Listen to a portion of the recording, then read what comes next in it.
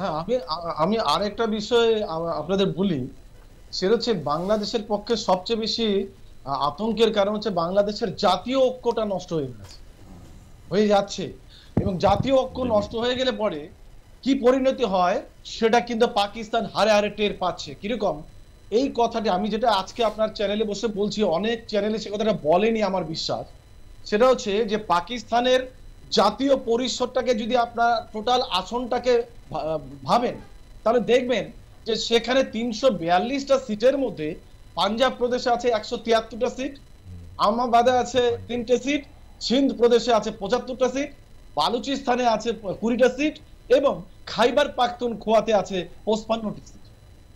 এই যে সিটগুলোর মধ্যে তার মধ্যে একমাত্র পাঞ্জাব প্রদেশ এবং যেটা হচ্ছে ফেডারেল ওই রাজধানী অর্থাৎ ৩টে সিট, এই ১৭৬টা সিট বাদ দিলে বাকি কোথাও জাতীয়তা বোধই গড়ে তুলতে পারেনি পাকিস্তান। অর্থাৎ আপনি যদি দেখেন বালুচিস্তান বিদ্রোহ ঘোষণা করে আছে, খাইবার পাখতুনখোয়া যেখানে ৫৫টা সিট তালিবানের সঙ্গে যুক্ত হতে যাচ্ছে।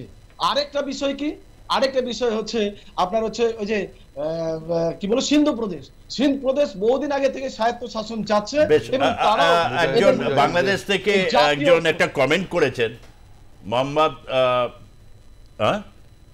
মোহাম্মদ তানভীর আহমেদ, তার বক্তব্য হচ্ছে ভিসা দেওয়া হোক। মানে এটা একটা বাংলাদেশের অনেকেই কিন্তু এটা লিখছেন, মানে অদ্ভুত পরিস্থিতি সেখানে। বলেছিলেন যে চীনে গেলে চিকিৎসা হবে এবং একদম এই পরিস্থিতি তৈরি হচ্ছে, ভিসা আবেদন করছেন। গৌতম বাবু কি বলবেন? হ্যাঁ, ভিসা দিতে হবে। আমি সুবিধা, আপনি হয়তো জানেন আমি কিছুদিন আগে RNTE করে গেছি আমার নিজস্ব ট্রিটমেন্টের প্রয়োজনে। সেখানে যারা বসে আছে তাদের কথাবার্তা শুনে আমারও মনে হলো যে একটু কথা বলি। তা আমি আবার তাকে জিজ্ঞেস করলাম, তোমরা আইসো কোন থেকে? আমরা বাড়ি তো ওই ত্রিপুরা, হ্যাঁ এনো থেকে এনো চাকরি করতে আসছি। বাহ, খুব ভালো। তার মানে বাংলাদেশ থেকে অনেকেই এই সমস্ত এই মেডিকেল গুলোতে তারা ডাক্তার দেখাতে আসে, ফলে ত্রিপুরার ওখানকার লোকেদেরকে তারা রিক্রুট করে। ঠিক আছে, কিন্তু আজকে যেভাবে ওখানকার মানুষগুলো, বিশেষত কথা আসছে ওই একটি জায়গায়, সংখ্যালঘু মানুষদেরকে নির্যাতন করছে, আবার সেই ভারতবর্ষকে প্রতিনিয়ত গালিগালাজ করছে, যেখানে স্যালাইনের বোতল হাতে নিয়ে প্রাক্তন সেনা প্রধানরা ভারতের বিরুদ্ধে যুদ্ধ ঘোষণা করবে বলে যুদ্ধ ঘোষণা করে দিচ্ছে। আজকে সেই সেই ভারতবর্ষকে প্রয়োজন হয়ে পড়ছে চিকিৎসার জন্য, সেই ভারতবর্ষকে প্রতি মুহূর্তে দরকার পড়ছে। এটা তাদের উপলব্ধিটা আগে দরকার। এরা অনেকবার চেষ্টা করেছে, এরা অনেকবার চেষ্টা করেছে মালয়েশিয়া থেকে, মানে বাংলাদেশ মালয়েশিয়া একটা একটা একটা কন্ট্যাক্ট তৈরি করা ইত্যাদি। আজকে বিফল হয়ে গেছে। মানে এটা দেখেছে একটু ভারত বিরোধিতার সুর এখন একটু নরম বাংলাদেশে, মানে ডক্টর ইউনূসের কণ্ঠে, বা এই যে মাস্টার মাইন্ড বাংলাদেশের এরকম। এটা দেখুন কত বড় একটা আন্দোলন, প্রচুর মাস্টার মাইন্ড তৈরি হলো কিন্তু কেউ নেতা হলো না। মাস্টার মাইন্ডের মাথায় আঘাত পড়েছে কাল, এরকম ছুঁড়ে দিয়েছেন, এবং এবং মাস্টার মাইন্ডের মাথায় বোতলটা পড়ার পর তিনি একটু ভেবাচাকা খেয়ে গেছিলেন। তো সবার সব কিছু হলো, কিন্তু সাধারণ মানুষ এখন ভিসা বা একটা চাইছে ভারতের সাথে একটা নরমাল, ঠিক আমি যেটা আগেও বললাম ইসলামাবাদও চাইছে, কিন্তু ব্যাক চ্যানেলে ভারতের সাথে কোনো একটা আলোচনায় নরমালসি চাইছে, সবাই নরমালসি চাইছে। বাংলাদেশ একদম উথল পাথল পরিস্থিতি। বাংলাদেশ আসলে আমি একটু আগে যেটা বলছিলাম যে লক্ষ্যগুলো নিয়ে আন্দোলনে এসেছিল সাধারণ মানুষ, সেগুলো পূরণ হয়নি এবং সেই জন্য আগের অবস্থায় ফিরে যেতে চাইছে। তো যেটা ব্যাপার দাঁড়াচ্ছে সেটা হচ্ছে যে ভারতবর্ষকে যে ভূমিকা নিতে হবে সেটা হচ্ছে যে বাংলাদেশ তো এখন অনেক বড় বড় কথা বলে পিছিয়ে গেছে। তো অর্থনৈতিক কথা বলেছিল, চিকেন নেক নিয়ে নেবে নর্থ ইস্ট, এইসব অনেক এই কদিন আগেও বলেছিল। এখন যখন বাংলাদেশ বুঝেছে এবং তারা চাইছে ভারতের সঙ্গে অন্তত অর্থনৈতিকভাবে সুসম্পর্ক, ভারতকে কিন্তু আজকে যেমন পাকিস্তানের সঙ্গে স্টান্স নেওয়া হয়েছে যে যদি কথা বলতে হয় জঙ্গি মানে সন্ত্রাসবাদ, পাকিস্তান অকুপায়েড কাশ্মীর এসব নিয়ে কথা হবে, বাংলাদেশের সঙ্গেও এই বার্গেনটা ভারতবর্ষকে করতেই হবে। সেটা তাতে যদি ভারতবর্ষের বিরুদ্ধে বাংলাদেশের লোক যায় যাক, কিন্তু বাংলাদেশের ভালোর জন্য ভারতবর্ষকে কঠিন পদক্ষেপ নিতে হবে যে সেটা কি নির্বাচনে আওয়ামী লীগকে দাঁড় করালে এবং আওয়ামী লীগের যে জনপ্রিয়তা তাতেই না, ভারতের যে পারপাসটা সলভ হয়ে যাবে? এই বার্গেনটাই এটা যে অর্থনৈতিক পার্টনারশিপ হোক, অন্য কোনো চুক্তি হোক, এনার্জি গ্রিড তৈরি করা হোক, যা হোক, আগে হচ্ছে ওখানে নর্মাল ইলেকশনের মাধ্যমে সবাইকে, কাউকে ব্যান না করে এই চাপটা কিন্তু ভারতকে দিতে হবে যে কোনো ধরনের অগ্রগতির আগে ওখানের যে সিচুয়েশন, সেই নির্বাচনে সবাই দ্বারা আওয়ামী লীগ হেরে যাক, অসুবিধা নেই, প্রত্যেককে ফেয়ার গ্রাউন্ড দিতে হবে। কারণ মনে রাখতে হবে যে আওয়ামী লীগ কিন্তু যেভাবে নির্বাচিত সরকার ছিল, গণ অভ্যুত্থানের মাধ্যমে চলে গেছে, কিন্তু সেটা নির্বাচন নয়। ফলে এই নির্বাচন, আগের নির্বাচনটাকে আমাকে মান্যতা দিতেই হবে, এবং সেই যে পার্সেন্টেজ অফ ভোট এতগুলো মানুষ যে সমর্থন করেছে এবং করেনি যারা, তাদের প্রত্যেকের যে বৈধতাটা নিয়েই কিন্তু শেখ হাসিনা ছিল। ফলে তাকে আবার মানুষের সামনে পরীক্ষা দেওয়ার যে পরিসর তৈরি করে দেওয়াটাই কিন্তু একটা কনস্টিটিউশনাল পয়েন্ট, কেন না হলে হবে না। এই এবং ভারতবর্ষকে এই চাপটা দিতে হবে একদম, মানে একটা নির্বাচিত সরকারকে আরেকটা নির্বাচিত সরকার দিয়ে রিপ্লেস করতে হবে। আর মোহাম্মদ ইউনূসের ম্যান্ডেটও ওটাই, শেখ হাসিনা সরকার যতই ইমপারফেক্ট থাকুক, রিগিং করে হোক, যাই হোক, কিন্তু নির্বাচিত সরকার, একটা কেয়ারটেকার সরকার সেই পাওয়ারগুলো নিতে পারে না, ইউজ করতে পারে না, পাত্তাই পাবে না। বাংলাদেশের সংবিধান অনুসারেও শেখ হাসিনা সরকারকে সরাবে আরেকটা নির্বাচিত সরকারই সরাবে না। আগে যে 2007 এর কেয়ারটেকার ছিল, তারাও কিন্তু নির্বাচনটাই করিয়েছিল, তারা কিন্তু এই নয় যে নির্বাচন পিছিয়ে তখন তো ওদের চিফ জাস্টিস না কারা ছিল, সব চিফ জাস্টিস নিয়ে একটা গ্রুপ করে ওরা কেয়ারটেকার গভর্নমেন্ট ছিল, তো ওরকমই করতে হবে।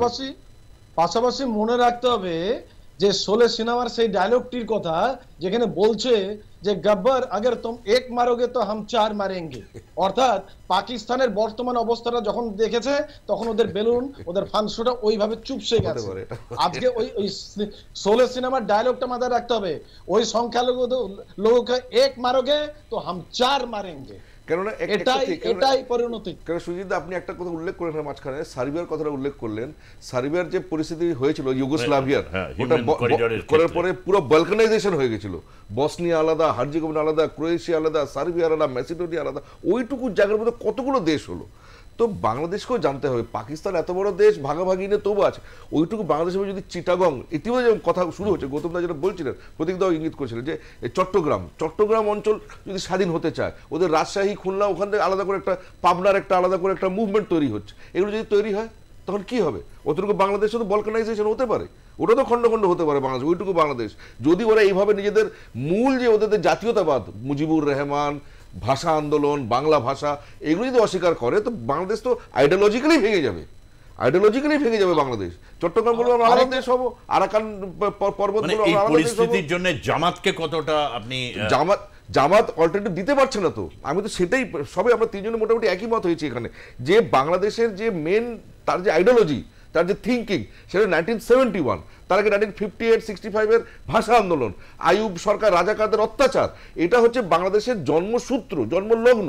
তো নিজের যদি ডিএনএ কে যদি কেউ অস্বীকার করে, তো বাংলাদেশ তারপরে এই যে ওদের যে কি বলে মেন ডিএনএ বাংলাদেশের বাংলা ভাষা, ওরা রবীন্দ্রনাথ ঠাকুরকে যদি বাদ দেয়, তাহলে ওরা জামাত কোন রবি ঠাকুরকে কাকে রিপ্লেস করবে ওখানে?